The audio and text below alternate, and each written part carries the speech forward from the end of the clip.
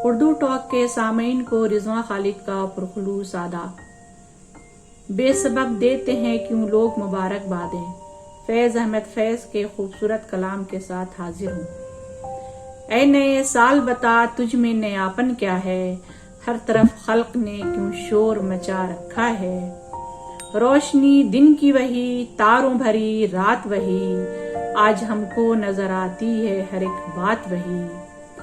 आसमां बदला है अफसोस ना बदली है जमीन, आसमां बदला है अफसोस ना बदली है जमीन, एक हिंसे का बदलना कोई जिद्दत तो नहीं। अगले बरसों की तरह होंगे करीने तेरे, किसे मालूम नहीं 12 महीने तेरे। जनवरी फरवरी और मार्च में होगी सर्दी, और अप्रैल मई और जून में होगी गर्मी। जनवरी फरवरी और मार्च में होगी सर्दी, और अप्रैल मई और जून में होगी गर्मी।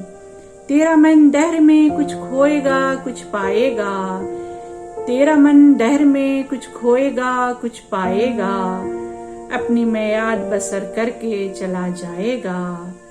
तूने आ है तो दिखा सुबह नई शाम नई, तूने आ है तो दिखा सुबह नई शाम नई, वरना इन आंखों ने देखे हैं नए साल कई।